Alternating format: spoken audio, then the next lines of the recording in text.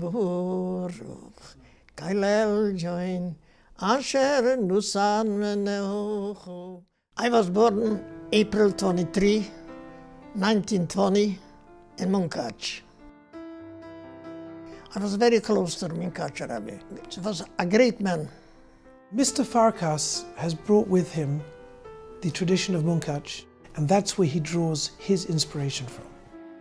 When you believe in a rabbi, I believe he is like an angel. I spent many Shabbosim in my grandparents' house, singing Zmiras and enjoying the Shabbos. The stories about the Munkacher Rebbe that were just so inspiring. I've never seen a closer relationship, the relationship that my grandparents had to each other.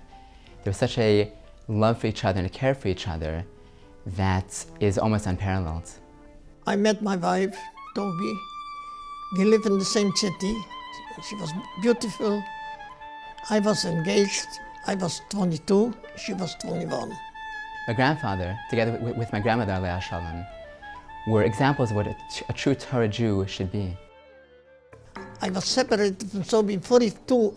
They took me away, and I came home in the beginning of 45. During that time, the whole city was taken to Auschwitz. Then I came home from labor camp.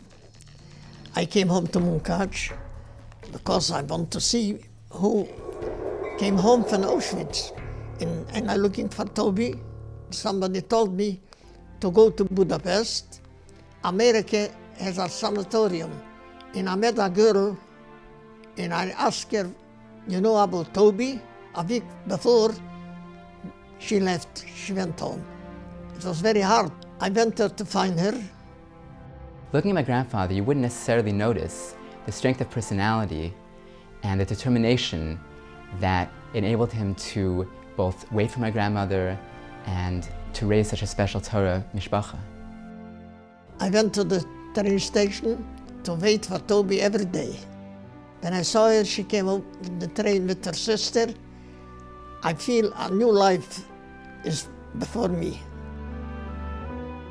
I was married with Toby for 55 years. The extraordinary passion that Mr. and Mrs. Farkas had for one another, their deep love, their determination to build this house at all costs, and the way that they did so is something that we can all learn from.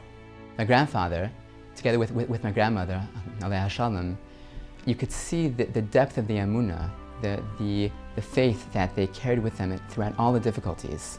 When he came to America, he persevered in being a Shomer Shabbos Jew, and that inspired me to want to emulate that in my own life. We meet him every morning at 6 o'clock when we come to the Beis Medrash. He's always there, he's always smiling, he's preparing for his davening. He's the person I want people to emulate. When my grandson told me, look, Grandpa, I want to learn Torah and to teach, but somebody has to teach Torah. I was so happy, I started crying for joy.